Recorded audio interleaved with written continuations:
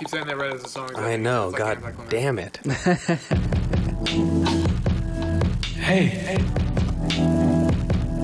I be having $1 billion dream. Hey. I be having $1 billion dreams, $1 nightmares.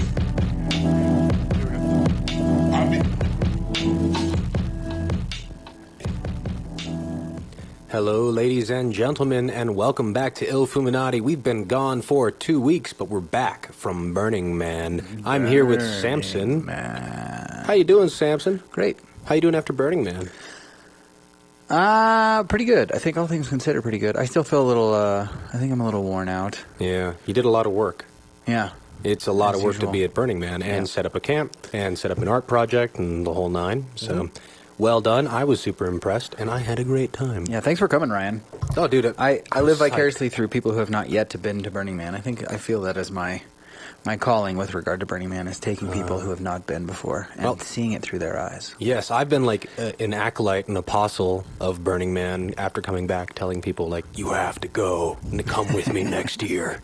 So perhaps the mind virus is taken over. My job is complete. It's over. Now I will spread the disease. No, seriously, if you've never been to Burning Man, you need to go. It's an incredible experience, and we took 2 weeks off from the podcast so that we could go and do the Thizzle thing there, and we had a great time. Sampson, for someone who has never been to Burning Man but has heard all about it, what is Burning Man? Well, first off, Burning Man is not what you think it is, no matter what you think it is. Yeah. Which is why my favorite thing about Burning Man. Because people are always like, oh, I'm going to Burning Man and I can't wait to do this. And I always think, well, that's not going to happen. And all the people I know who went to Burning Man for the first time this year, I think you probably went with like kind of the most open mind. You didn't have too many preconceived notions, but we hung out enough. I was probably like, just stop pretending like you know what's going on. Yeah. But you're also pretty good at, not having preconceived notions. So I try, but it's hard. All of my friends who went were immediately like, oh, wow, I didn't realize.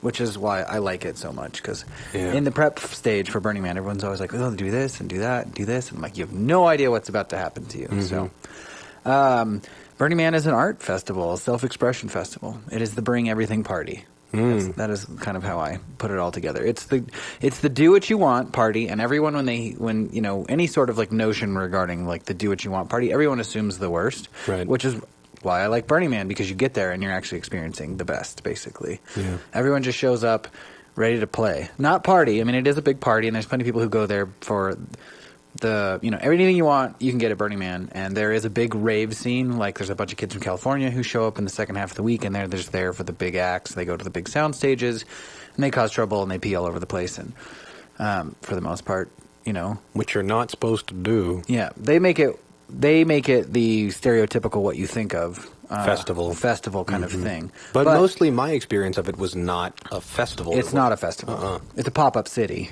Yeah, for a week, 2 weeks, it's the third largest city in Nevada, right? Yep. That's crazy.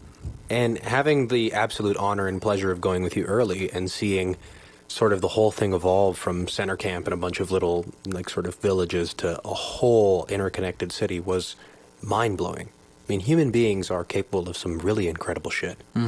So some highlights, if you don't know much about Burning Man. First, it's a festival of 70,000 people, right? Yep. Second, it's sort of, I don't want to use the word eco-friendly because it's probably overall not super eco-friendly, but the idea is that you leave no trace. So you're not supposed to leave any matter out of place, any moop, or you don't get your campsite next year, right? Yeah, well, that's it. And if you're tracked, if they know if you've called ahead of time, basically, if you have a camp and you've pre-registered, and there's lots of reasons you might do that, you get placed ahead of time. You might show up early, but they do have a crew of people who comb the city afterwards, like very literally comb the entire 4 square miles, looking for anything and everything that is out of place. And the only thing that isn't out of place is dust. So the entire place is a giant valley of dust, and anything else you leave behind is matter out of place. Yeah, and that's really what makes Burning Man really incredible is the leave no trace aspect of it. Of all the things about Burning Man, to me, that is the most important, because festivals are notorious for like just shit. Yeah. I mean, there's a massive, the amount of people who can really afford to go to festivals, people who can afford to take off some time and go to do something like this. Like, oh, I'm going to take a week. I'm going to go party at Lightning in a Bottle or whatever. Like, part of that is a very affluent culture, and a large percentage of those people basically are buying tents and sleeping bags and everything, like, for that festival, because they wouldn't ever be camping otherwise, city rats, that kind of thing. And oftentimes you'll find that they just show up and they buy the stuff specifically for that festival, and they leave it behind without a second thought. Oh, yeah. I mean, that's pretty common. That was probably like my biggest preconceived notion going into Burning Man. I didn't, for some reason, know anything really about the MOOP and all that until I read like the survival guide and and I was like, oh, that's really cool. But it was a different thing to be there and see like a bunch of people partying in their little bike platoon. They'd be like, hold on, there's like a piece of paper, and they all stop and they all pick it up, and like, they've got their special bag full of trash. Yeah, everybody carries a bag on their hip for picking up trash. Yeah. And that's what makes it really amazing, is that like there is that sense of community extends into all kinds of things, but it really is rooted in the leave no trace aspect. And if the rest of the festival world were to pick up even like 10% of what Burning Man happens, I would have a lot more respect for festivals in general. So. Me too. And there are definitely lots of noobs, the uninitiated, the untrained at Burning Man who create problems for other people, but there is a giant community of people who are there and prepared to pick up after your slack ass. Yeah, and you'll sort of get yelled at and chastised for mooping. Yeah, I mean, if you're seen with a boa around your neck, you'll get yelled at. If you're seen doing anything, peeing, whatever, you'll get yelled at. And you should. And I will yell at you. Yeah. Happily. Yeah, me too. Also, it makes you feel like you're part of a bigger community. It makes you feel like it's more than just a festival. Yeah, you're participating in a culture. A culture, that's right. Burning Man, I would say, if you don't know, if you're going to take anything away from our podcast, I would say Burning Man is definitely a culture. We are burners. Yeah, burners. And it's a really beautiful thing to have observed. So some other things that make Burning Man super special. The first thing that I noticed that was super tight was the radio. The fact that Black Rock City has actually a couple of its own radio stations, right? Yeah, there's a couple stations out there. I don't know. I know that Soma FM has one. Black Rock City is the official radio station. And I think there's a third, maybe a fourth. I didn't really scan. I just turned it to BRC and let it sit there. So I like that, because then they were playing like advertisements for art projects that were there. They were giving little public service announcements like, hey, if you're going to tie down your stuff, this is the best way to do it. Don't forget not to moop. If you were in the setup phase, they were like, don't party yet. Like, we're still setting shit up, so calm down. Lots of cool stuff like that. Made it a real community. Yeah, that's an interesting thing, too, is that we got early. So you got to see, like, kind of the setup phase. We got there a couple days earlier. So you probably saw the city at about 45-50%, I think. You probably saw like 80% of like the things, and the people who were there to like bring things were mostly there. And then most of what was added to the city after we got there was just people coming to experience it. But I remember who said it. Maybe Ryan said something to you about, don't go expecting to do things the first couple of days. Like I'm going to go ride around on my bike. And he's like, don't go asking people to like hang out and like do stuff. Because people show up like anything you can possibly imagine you can get at Burning Man. And a big one is bars. So like people will show up with a bar. There's no real rules to it, or whatever. You could literally, I've not done this, but I've participated in someone who just basically had a little kind of roof, just a one-person roof, and they took their roof out and they stuck it in the dirt, and they had a cooler, and they just handed out beer, and that was their bar. And so if you could bring a bar, but I also this year hung out at a bar called the Seven Sisters or the Seven Sirens, and it was literally 4 large rooms. The space that it could hold was probably, you could have a really comfortable party with 75 people, and it was like a big bar, honestly. One other thing to make clear to anyone who's listening about Burning Man is that everything there is for free or trade, except for the ice, and then in the very center camp you can buy like coffee and stuff like that. Yeah, but there's also free coffee and other things all over the place. Yeah, so if you planning on bringing a bar, you'd bring all of the things that you need to have a bar, including the walls and the decorations and the sound system. If you're planning on playing music in your bar, and the alcohol and the bartenders, you bring the whole bar, every last little detail, and you take it out of there, every last little detail. You don't leave anything behind. And you just give it away, and you just hang out, and I call it the bring everything party, because everybody fills the back of their pickup with everything they could possibly imagine, and then they show up, and you might trade all of your pickup bed full of stuff for a completely different pickup bed full of stuff, but you should expect to leave with a pickup bed full of stuff if you brought a pickup bed full of stuff. Oh, yeah. It was so impressive to see what people had set up and created. I mean, there was every kind of camp. There were costume camps, and there were camps that gave away pizza and grilled cheese, and there were camps that... Any possible food you can imagine. Yeah, any food you could imagine. Smoothies, Slurpees, waffles. Hair salons. Crepes. Foot rubs. Foot rubs, massage, the human car wash, that's a big one. Oh, I loved that. The human carcass wash, and then one called Transfoamation. That was the human carcass wash. Well, no, there are different ones, too. There was one that was just like, it was like a smaller version that was specifically carcass something. Transfoamation was the Dr. Bronner, is that? Yep. Dr. Bronner's pays for that. And then there was another one, there's a third one, too. That was for washing yourself. Yeah, and astral head washes, where you go and they wash your hair, but they give you like a full-on massage and like lots of options for what kind of shampoo, aromatherapy kind of stuff. So you can go out there and get treated like a queen in a lot of ways. You know, you can get primped and proper, and I mean you'll only be clean for like 5 seconds afterwards. Yeah, it's maybe like a 30-second experience. The experience is great, and then for 30 seconds you're like, I'm clean, and then like the wind picks up a little bit, and you're like, not anymore. Clean. Yeah. So I want you to, as the new guy, tell on a scale of 1 to 10, how dirty did you think it was going to be, and then tell me about the 13 that you experienced. Yeah. I thought it was going to be like a 5 or a 6. I thought, like, people bitch about dirt. People are afraid about being dirty. I love the earth, and I didn't mind it. I loved it, but you're right. It was like a 13. It was something about 70,000 people constantly moving in a dusty place just means dust is everywhere all the time. But B, the dust is really unique. Mm-hmm. It's not sand. People think, it's a desert. It's sand.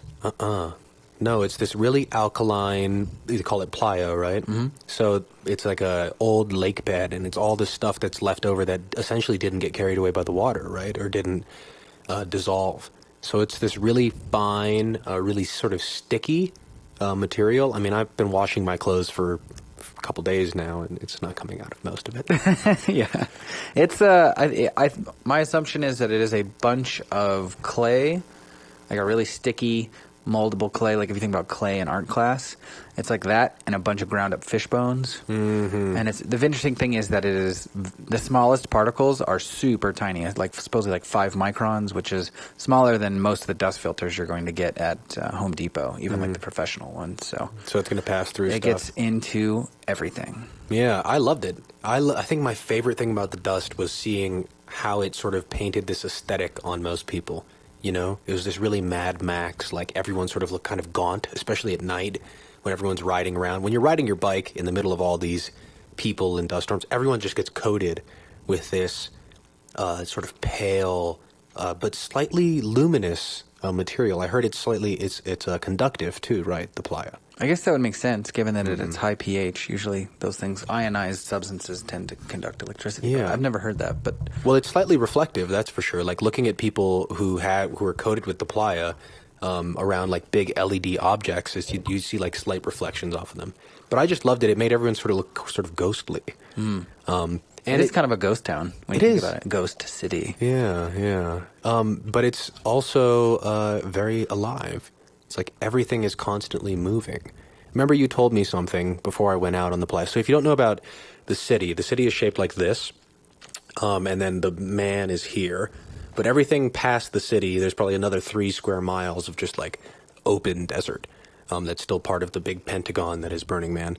And that's where all the cool art projects are, and these things called art cars go around, which we'll talk about more in just a second. But I remember Sampson told me something, which is like, when you're out there on the playa, you're going to think you know where you are. You're going to be like, all right, that's my camp, and like there's that signal over there. And then I got out there on the first night we were really exploring the art. And I was like, wait, that was over there, and that was over there, and everything's moving. It was like the whole city was alive, and I had no idea where I was very quickly. But that was the fun of it, So I was really happy to be there with you. I really appreciate and thank you for... Yeah, man. I'm glad you came. You were one of my favorite things about the burn this year. Aww. Well, it was just lovely. Also, it was fun to go at the camp because I don't spend much time around like 40-year-old intellectual engineer people, which, you fall into the category of. And to see other folks who are just like you, but also maybe different, was a real treat. Yeah.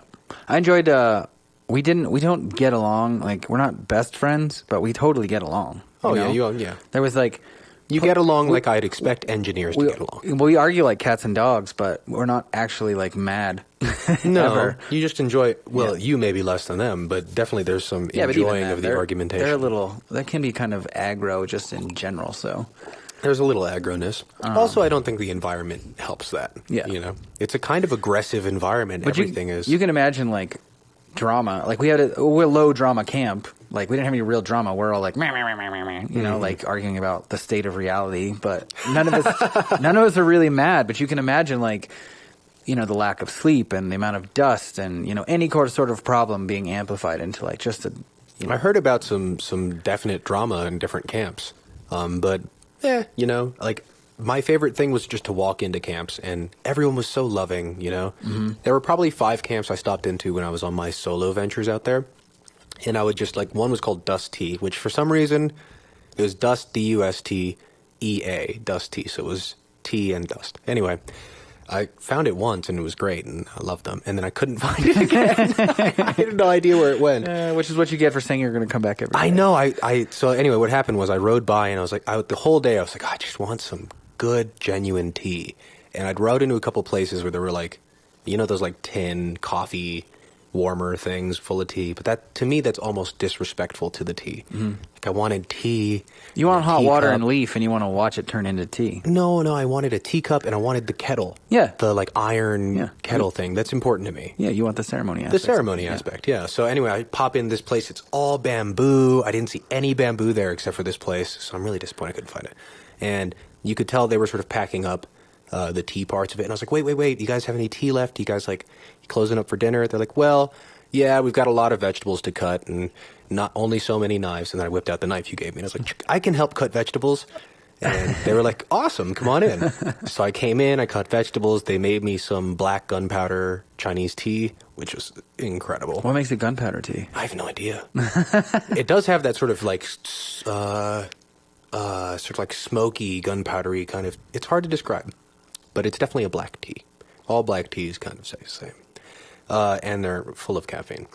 But I came in, I chopped vegetables with them, and they're like, oh, stay for tacos. And I remember thinking, like, well, Mija is definitely cooking a nice dinner, but fuck it. Like, I'll stay, have tacos, got to know the people. They gave me a couple of gifts, which is another part of the Burning Man culture. I got this necklace. Not like you'll be able to see it over there on the camera, but I got a necklace. One of many gifts that I got at Burning Man. That's interesting. Edgard, who is an amazing dude, and I mentioned Magical Couple I was going to introduce you to.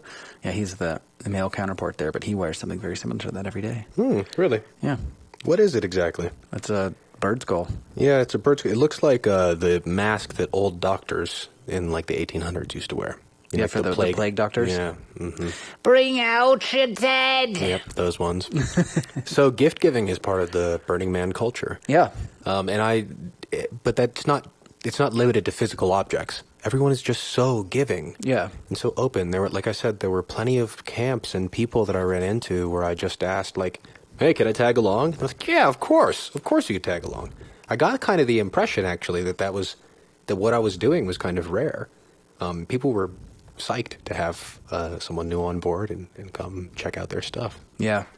That is, that's part of the underlying kind of magic weirdness of Burning Man, the like the inexplicable that you can't really explain, you have to see it for yourself thing. But Burning Man is a very open place, and like in a lot, like if a stranger wandered into your campsite at any other festival, you'd be like really on guard, and you still want to be like a little on guard, you know, keeping an eye out for warning signs and stuff. But for the most part, like your first interaction with someone in that situation is going to be very like, hey man, what's up, how's it going?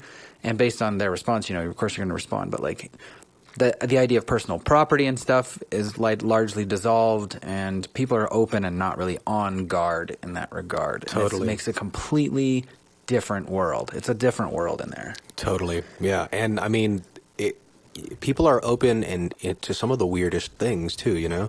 I met a lady who I was walking around with for just a little bit of time, and it was because I met her at this thing. We both sort of like walked up to it at the same time. It was like a carnival thing. He's like, come get your prize, do this thing, we'll give you a bunch of ice and cold water. And we were both like, yeah, that sounds nice. And we went up, and it was like a cattle prod You had to get cattle prodded, and they're like, you don't get to know what it is, but you have to do it for the thing. And she did it first, but then I did it later. And you get cattle prodded, and then they dunk you in cold water, like face down, for maybe 10 or 15 seconds, and then they slap you. So it was a really intense experience. I really liked it, though. and just like the novelty of being able to walk into a crazy, weird experience like that. That was like not an especially strange one. On a scale of 1 to 10 of strange things at Burning Man, that's like a 2. But there was also like yoga, and there are workshops every day, maybe 100 workshops every day. Yep. Every hour of the day. You can just go to someone's camp who's holding a workshop. There'll be another 10 or 15 people there participating. Yeah, anything you can possibly imagine. But the stuff you see most, publicized the most, is like kind of the stuff you think about Burning Man when you haven't been before is all the like stuff that's kind of the easiest to find. But there's lots of like, human sexuality stuff and spanking and, Yeah, there's a big kink scene there. Huge, yeah. There's also like a nerd scene. There's an old goth burner scene.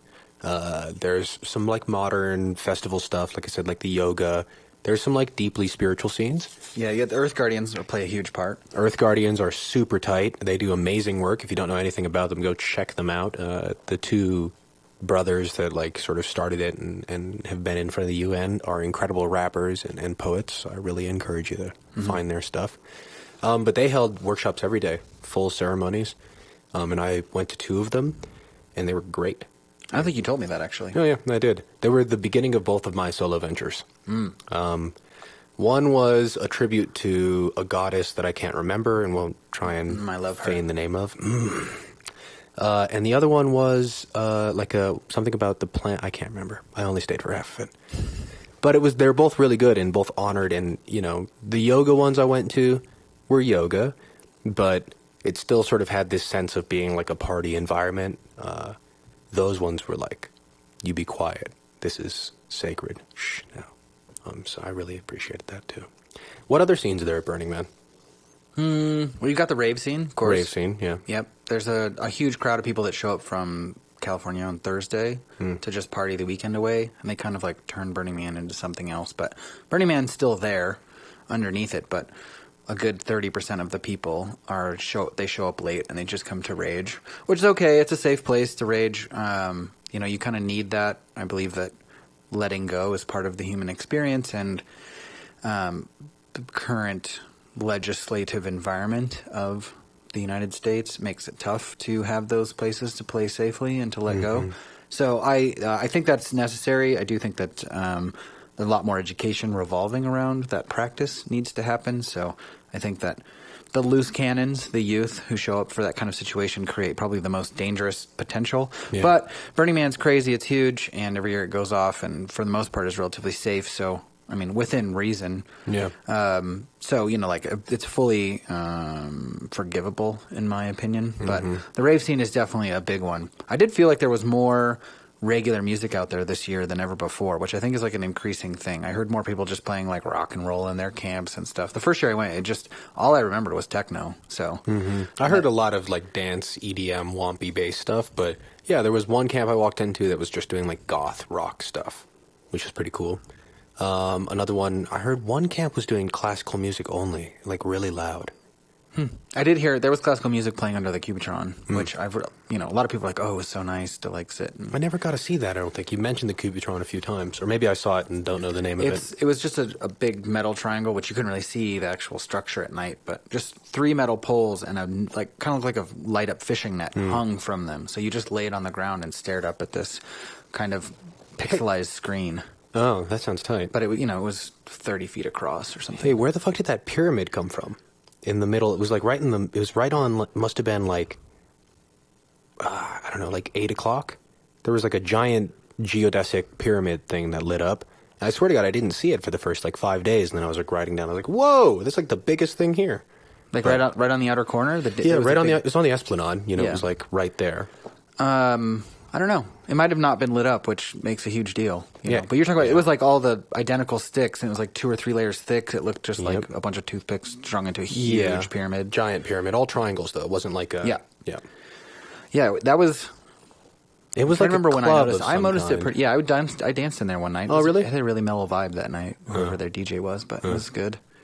Yeah. It was crazy. It was like there were tons of different villages and cultures and people and musics, and it was fun to just dart around. I think one day it was like yoga, or it was like sacred ceremony, yoga. I went to like a kink thing about spanking, and then I went to mother's high tea. So I went to sit down with like 8 older mothers who were like 65 to 80, and we had tea and sipped and talked about our lives.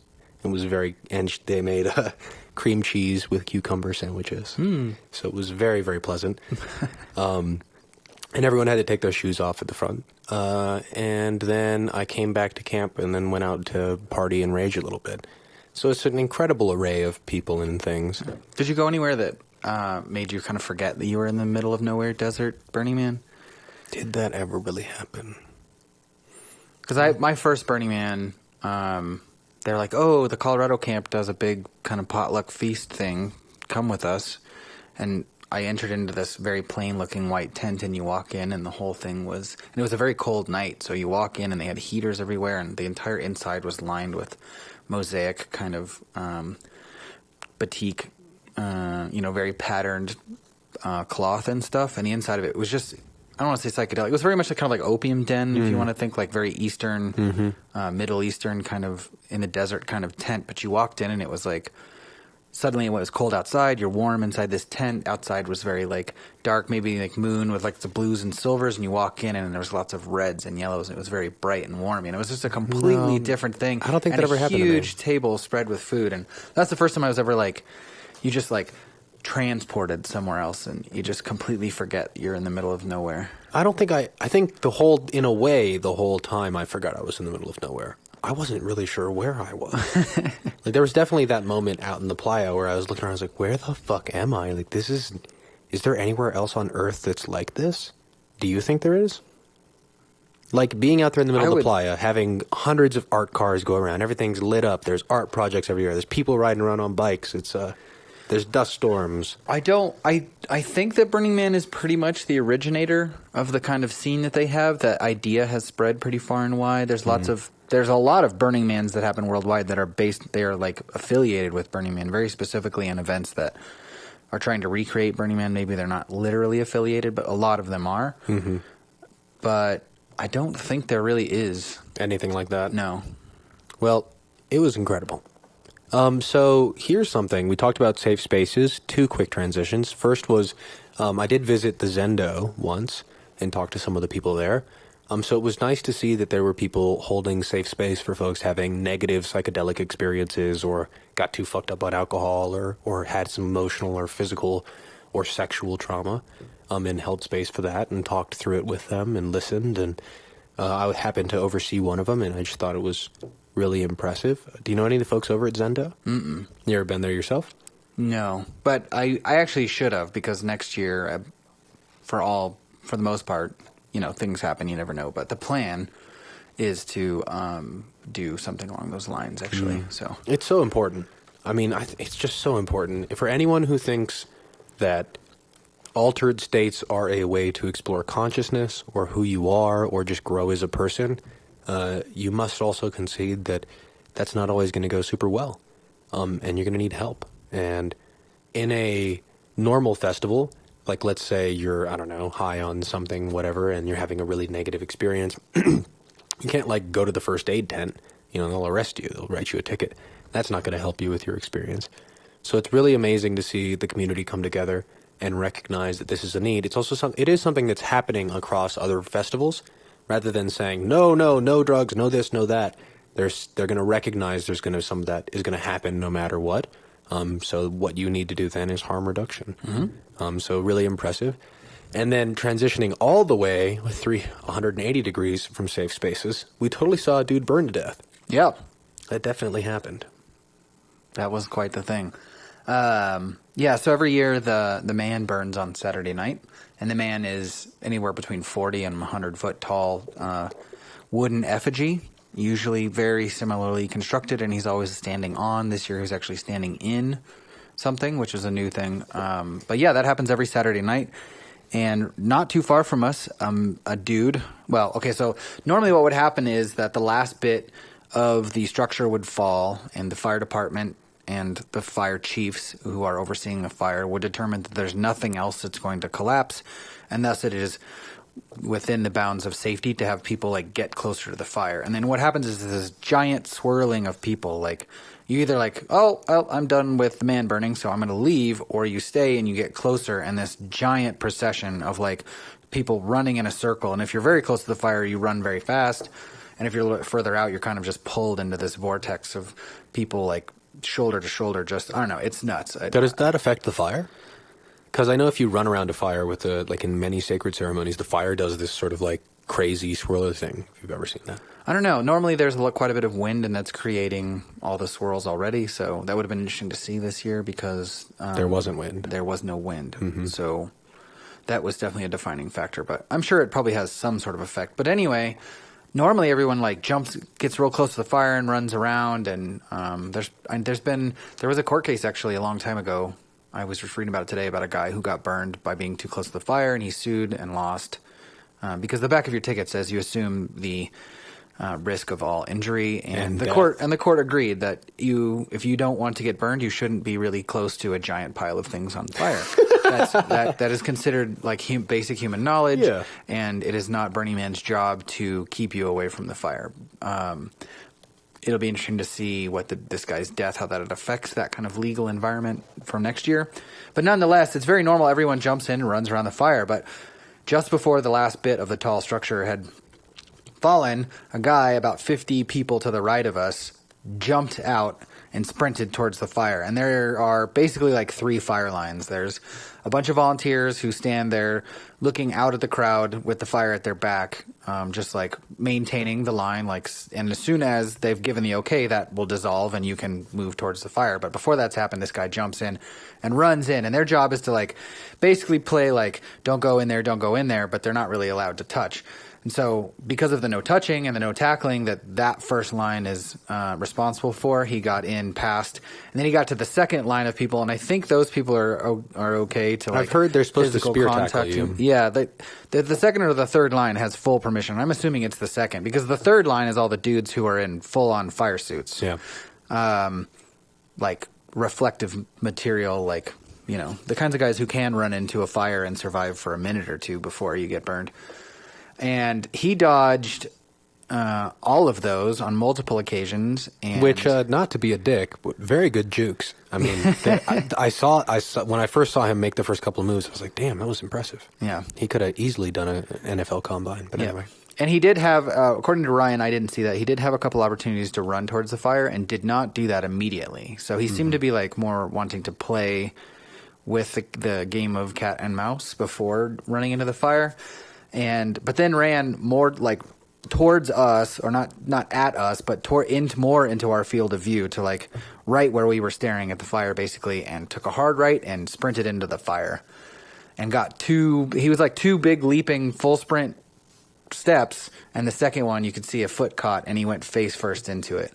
And I immediately like put my head into my fist, you know, and I said some prayers because I was like, that dude's done for, and there's no chance getting out of that. And so I had a little bit, I thought it was like a 10, 15-second thing that had happened, but I did go back and watch the video, and he had been in the fire for probably a couple minutes. I don't know if it was quite. It was maybe 60 seconds for the first time, but when they tried to drag him out, and then something else collapsed. Yeah, the last remaining pillars started to collapse, and the firefighters pulled each other off of him, and they let it collapse, and then they jumped back in and yanked him out of the fire, and they threw him in an ambulance very quickly. And he was driven off and flown to the burn unit in Reno and lived until the morning. So I don't know to what extent he lived. You know, they might have just had him on a respirator and stuff, and, you know, they could have been measuring his brainwaves, which were already long gone. But when I saw him fall, I immediately was like, that guy's dead. Yeah, that's what I thought, too. I immediately thought it was. Well, he wasn't like squirming, or I don't know if this is too much for our audience, so graphic content. But well, he was you couldn't really see that well. No, but I mean, you'd think that there would be like he wasn't like on fire. Yeah, he didn't jump back up. Like he hit the deck, and I did not see any evidence of movement after that. No movement. I mean, and that's the thing so this is just my opinion, but like he definitely tripped and definitely fell.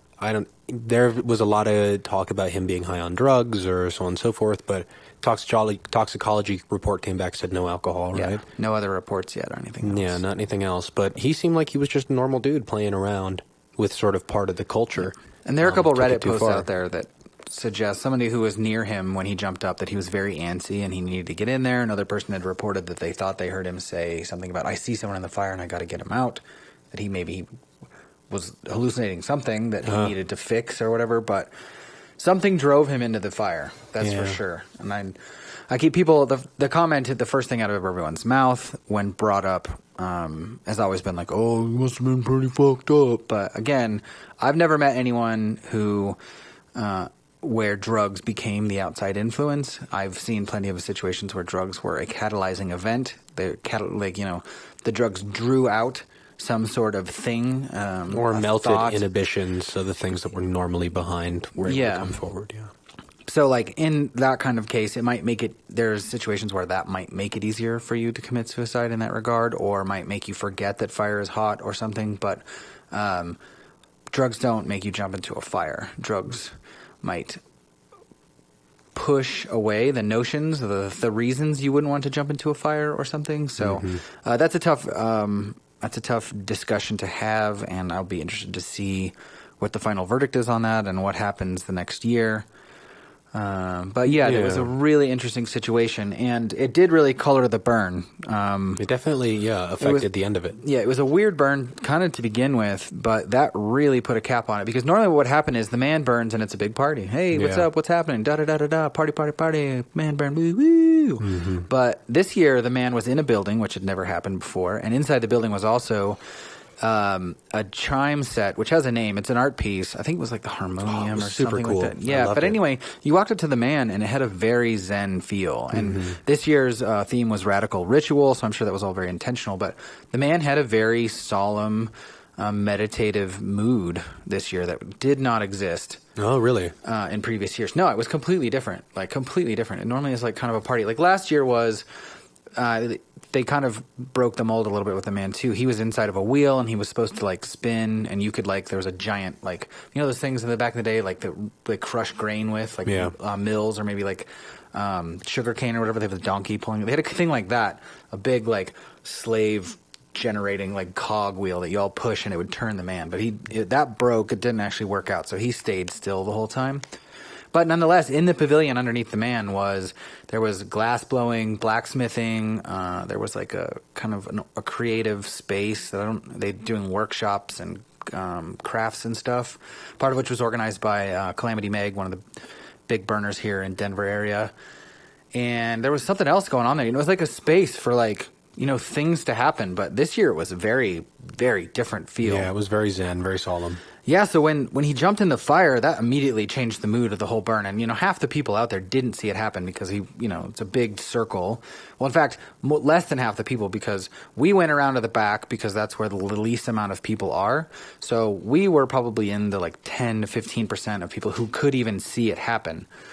Even though like 45% of this circle could theoretically see it, the vast majority of the people were on the other side of the building and had no idea that this was going on. Yeah. My friends, some of the people in our camp, they were off to the side and caught it on video and saw the ambulance. A lot of people saw the ambulance and assumed that something was going on. A lot of people kind of like intuitively picked up that something had happened. And so that changed the feel, and that canceled the like run around the burn thing, and it canceled all the burns for the rest of the night. And then they put a fence up around the temple burn the next day. So the temple is supposed to be the very spiritual and very solemn and quiet kind of thing that happens the next day, and it's very different feeling from the man burn. But the man kind of stole that. Yeah, the temple burn felt sort of empty. Yeah, super empty. I 100% agree. Yeah. And the temple was kind of an odd, I don't know, it was underwhelming. It looked really cool from far away, but most temples, when you get closer and closer, there's another level of detail that comes up, and this temple didn't really have that going on. It was a very different year, and watching it burn with a fence around it had that same metaphorical feel as the literal having the fence also seemed to have a metaphorical kind of magical sort fence. Of energetic field that prevented us from really tapping into it. Yeah, so the man burning, and an actual man burning to death, became like what was the radical ritual, the spiritual event for the week. Well, that was the first thing I thought, When I saw the Burning Man, I heard it burn. I was like, oh, this, humanity, we've done this for a long time. And normally we would sacrifice someone. And that was something I brought up to Ryan and Valerie. I was like, no, that's not it. And then when that guy ran in, that's the first thing I thought was like, a sacrifice. Yeah. So it's weird. I know. I mean, I'm open to all kinds of weird and wild ideas. So who knows what the influence was that caused that to happen? But it seemed way more significant than just a guy dying. Like, it definitely did. There was something else going on there. Something else going on there entirely. Well, this is one thing I like to talk about magic on this podcast and talk about. We talk with lots of witches here in Denver and talk about what magic is in various forms. But one of the things that occurred to me at Burning Man was that a lot of really intentional magic was going down, and a lot of really unintentional magic was going down. I also think that humanity's been gathering for a long time in exactly that way, to come together and party and build community together, and I think there's a really important reason for that. And something about it felt like, I don't know how to put this into words, and I don't want to sound in any way ungrateful for the incredible experience it was, but something about it felt unclear. Like, it's obviously such a ritual, the whole thing. It's obviously such magic. But I don't know if everyone who's there knows that. And that's half of what magic is like the awareness of its existence or its mystery. And I remember being out there that second night on the playa when everything was moving around and thinking like, oh, this is a real portal. Like, this is what I've heard magicians talk about as being portals to other worlds and like beacons for other things of other dimensions and things beyond our grasping of reality to slip through. And I felt that very deeply, and I happened to feel very safe because we did our own little ritual before heading out. But in that moment, I felt like, oh, like anything can come through here. This is open, and there wasn't a sense of a lot of general protection around the area. So it's sort of not surprising to me that something like what happened at the Burning of the Man would happen. Yeah, and it could be, from that perspective, it could have been. He could have charged into that fire to close that portal off to something, or... Well, the first thing I noticed about the Burning Man, when the pagoda, because that was what was around the man, when it burned, one really cool kind of thing that happened was that all the doors got sucked in. And it became, each door was like, correct me if I'm wrong, sort of looked like this swirling portal into hell. Yeah. It was really intense looking. Yeah. And everyone must have noticed that, right? Yeah. Well, that's the interesting thing, too, is that I said, Ryan, have you looked in the door yet? And I kind of looked up and, you were like, oh, wow. And I heard all the people around us, like, cue in, like, oh, wow. Like, oh, shit, yeah. Yeah, and then shortly after that, all the little, because there were pockets on the inside, like, kind of like mailbox-sized pockets everywhere. You couldn't see it from the outside, but then the outside sheath burned away, and then the whole thing became this kind of like honeycomb of pockets that you could see in, and all the air was streaming in through all these little holes, and it made millions of little doors, which was really interesting. But yeah, these little fire doorways. Yeah, if I've ever seen a portal, it was that. It was super trippy looking. Yeah, so who knows what was going down. He was really doing there, Yeah. Like it could have been either side of it. But interesting, I would also like to point out on that regard that the Eclipse Festival in Oregon was just before, and a large percentage of the people at the Burn did both. Mm-hmm. And I talked to a good friend of mine last night, and he's super connected in the indigenous, like, magical community, and he was telling me a story about the basically a light worker had gone to the land ahead of the festival and had spoken with the land, and the land was, like, very concerned about what was about to happen, and then a couple of the major tribes, I'm trying to remember, they kind of have a name for themselves as a group, but the First Nation, maybe that's what it is, First Nation, which is a conglomerate of, like heads of state of the indigenous people here in the United States, or maybe I shouldn't call it the United States, given that they are the aggressors in that case, but they showed up and had a couple of ceremonies and basically opened space for the thing to happen, and then the light worker who'd first investigated the land went back, and said that the land was now responding more positively to the potential, and they set up a grid, and they basically put up an energetic fence around. See, that's what I felt was missing. Yeah, and I wonder, there's got to be a little bit of that at the burn. It'd be hard to believe that there wasn't, but there's a much more like literal fence at the burn. The thing still kind of happened, but his comment was that like they put up a major fence and they expected, with the expectation that you were going to have to deal with some major shit to get through that, or if you hadn't already dealt with your shit, you were going to have some serious issues getting into the actual space. In Oregon, which I think a lot of people did. Yeah, no, like everyone did. Mm-hmm. I mean, I know some very centered people, and they had trouble getting in just because there's like long lines and stuff, but they didn't exactly suffer like major breakdowns. But most people went through some serious emotional turmoil, physical turmoil getting into the Eclipse Festival. And I think that is a metaphor for where we're at, like in the grand scheme of everything in the world and all that. So it's very interesting that happened the week before, and then we come to Burning Man. It's a very different Burning Man experience. And I do wonder about like protections and things. But Burning Man's also very open. Like you go there to have who knows what kind of experience you're going to have. You can have anything you want at the Burning Man. So maybe the idea isn't to kind of like open it with ceremony and to like really create that positive space, because when you go to Burning Man, it's kind of like in Star Wars when Luke Skywalker enters the cave, and you only need what you take with you. Like it's a very Burning Man experience. So they're not going to shut out any negativity at Burning Man, because it's only going to reflect back on yourself. That's kind of the place it is. Like you're only going to get dragged into somebody else's negativity if that's the kind of experience that you're expecting to have. So I definitely got that impression too. Like it was a clear mirror for whatever was going to go down, and that's part of what I felt. But anyway, it was overall just a fantastic experience for me. Yeah.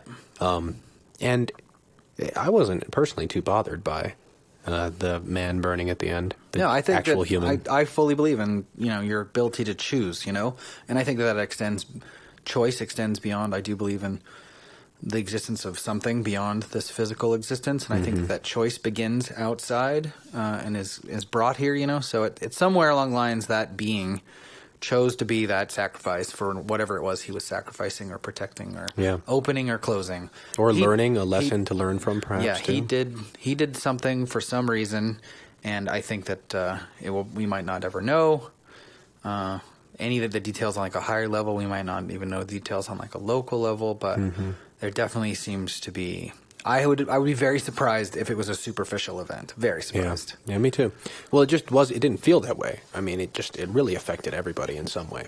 So anyway, aside from all that stuff, Burning Man was fantastic. Yeah, do you want to talk about like kind of just the general everyday magic of Burning Man? Because since we're on that level. The magic tip. Yeah, because that's one of my favorite questions to ask people was always like, did you experience anything that would be hard to... accept as coincidence? Easy to dismiss as coincidence, but left you with the feeling that it was not coincidence. I would say I met 20 people, maybe 25, that I ran into 3 or 4 times in a city of 70,000 people. So there was some kind of resonance, some sort of harmony that was happening, and I could feel them that's why I was like, and it didn't happen the one day that we ran out, I think because I wanted it to. So God was like, haha, nope. But there are these, I call them omens, but there are these moments that would happen that would invite me to get to know these human beings, and we would sort of like naturally harmonize. I mentioned the cattle prod thing before. I met 3 people there at that one cattle prod incident, and I was like riding my bike by, and then like sort of like a movie scene, like one person came in and this one guy was shouting, and it was like a really unique scenario. And I was like, what's going on here? And like, I felt this sort of, like the gods were offering me a choice. Like, would you like to walk this path? Interested here? And I did. And so I got to know all these different people. And then I met them several different times in several other moments just like that.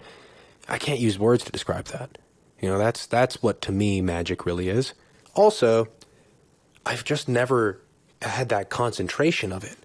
I mean, Jesus, it was like all the time I was running into those things. In my average everyday life, this is sort of how I don't want to say that's how I conduct business, but half of my life is definitely sort of stumbling from omen to omen. But maybe if I were going to put a number on it, maybe they happen twice a month, maybe, and I got to really be on the lookout for them. This was a couple times a day at least. Slap you in the face. Yeah, and like the kind of ones where you're thinking like, oh, I have to act on this. So anyway, I would say that would be the first bit of magic I saw. The second would be just that everything felt sort of new. There was this sense of adventure and novelty that I could sort of just emanating from everyone. No one seemed burdened or weighed down by all the bullshit that society puts on. I didn't see anyone, I thought, like, oh, well, that person's worrying about how much money they've got. Or, you know, even people that were stressed out didn't seem stressed in the normal type of way. They were stressed like it was part of their journey. Yep. Yeah, you definitely, it's a place where it's very easy to forget where you came from. Like, you walk up to someone and you're like, what do you do out there in the default world? What do you do for work? And people would be like, work. And yeah, you have to think outside the barrier. In the same way, I got back to Denver and someone was like, oh, it's so good to see you. And I was like, what are you talking about? We talked yesterday. You know, because to me, the Burning Man, while it did take place over those 2 weeks, it's as if nothing. It's like a time, like in a movie where you travel in time and you come back and you just left. I think that's what's meant by it being a portal. Yeah, it's completely an experiential portal. I 100% agree with that. And like, I've had a couple interactions with the good friends, and they've had some interesting things to say. My friend Shelly was like, she's like, I'm struggling a little bit. I've already called my dad to ask if he'd be considering like buying a house in the mountains, and I just kind of want to move to the middle of nowhere. Another friend of mine was saying, you know, like, I've had a really hard time trying to explain it to people because people are like, oh, you went to Burning Man. This is probably what happened. And she's like, no, you have no idea what it is. No idea. And even if you're listening to this podcast and you think like, I know what Burning Man's like now, you don't. If you've not been, you don't know what it's like. Yeah, you really don't. That's what's so awesome. You can try all day to explain it, which is, it's funny that we are, but. Yeah. Well, just because I'm excited about it. Yeah, and I want people to feel like there's a call to adventure and that they should go in and take part in that journey. Because it was so fulfilling for me. It really, really was. Why do you go? That's an interesting question. I kind of think I've really gotten attached to taking new people so that like I can see Burning Man through their eyes, because I think the real appreciation comes from your first time of being there. And like, I can't remember my first time, so I need other people to have their first time and me to watch that happen. And like this year, going out to the Man, when my friends had just gotten there and taking them out there and experiencing the dust storm, that never would have happened if I didn't have new people to like, you know, to push me. I mean, I was pulling them, but really they were pushing me. That's my kind of experience at Burning Man, actually, all untold. But yeah, to go out there and experience that dust storm at the Man with a couple of people who'd never even been to Burning Man, they'd just gotten there. They'd been there for like 3 hours and get blasted with a dust storm, like standing right next to the Man. That was a really special experience, and I'll remember that for the rest of my life. So like but I don't know why. I think, well, you know, you actually said something that was really like, I was like, yes, that is the kind of like, that's what I was hoping to hear. That's the kind of experience I want people to have. But you said, I don't remember, someone was like, I wasn't sure. I didn't expect it, but like, this is the future. You said something along those lines. You're like, this is, you've brought me, I'm glad you brought me here because this is the future. And that's why that's the main reason I go to Burning Man, is because there is that feeling, the kind of, number one, the openness to like the magic and the lack of coincidence, although everything is coincidence kind of thing. And then I want to drag that into the real world. I want more and more people to go to Burning Man so that they are open to that experience, so that experience can be had in the real world, because it is a place of abundance and it is a mindset that comes with that. Because really all the ails, in my opinion, all the ails of society can be traced back to our lack of abundance, which I think is a manufactured state and is the main debate. Oh, it's definitely a manufactured state. Yeah. So I wish Ryan was here to yell at us for thinking that, but I don't know if he'd necessarily disagree. Well, no, he would disagree because he would just enjoy arguing about it. Maybe. Well, I think that he would disagree because we said it first. But if you caught him on the right day, he would totally say something that was completely in line with that. Yeah. And then when you tried to tell him that, he would argue with you if it had been said under different circumstances. We're talking about a campmate that was there with us. Well, we spent a lot of time. Fantastic. I love him. Yeah, it's great. You need that perspective. Ryan and I are much more open to having alternative opinions than most of the people who have those alternative opinions, which is kind of, you know, a weird thing to say, but no, it's important. We spent a large portion of the burn going head to head with a couple of very linear people. Yeah, which is okay. Who are amazing, and most of their linearity comes from their absolute genius. You Yeah. know? They experience the world in a very linear way. Sort of mathematical way is the way. Yeah, and they bring a shit ton to the table because of it. But that is also, in much the way our experience is limited, so is theirs. And so we try and influence each other. Well, I think we're wrapping around to the end of the podcast. I think that's a great way to talk about Burning Man. Like, there were a lot of people who were there and could only contribute what they could, but it's a great example, for all the flaws or faults that it may have.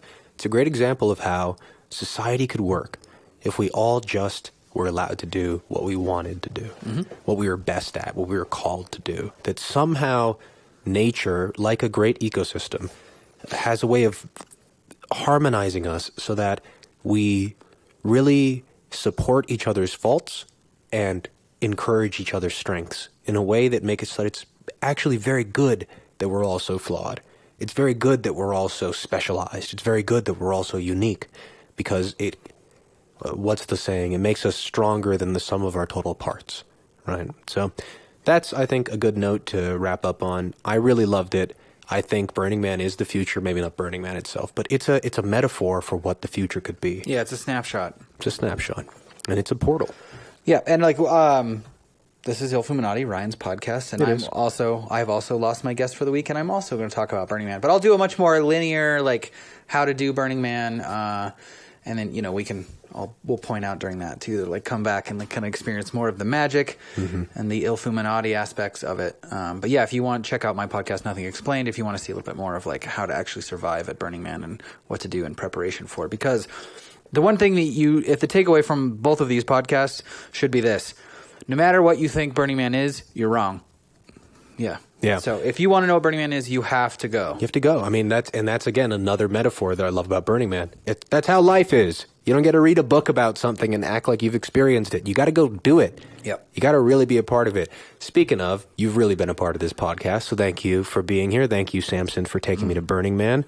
This is the We Are Denver podcast. We're back, and we love it. We're glad to be here. Thank you to Rich back there in the studio. Thank you to Miles. Thank you to Nick G, who was in the podcast before, and all the wonderful people that help us make We Are Denver, Denver.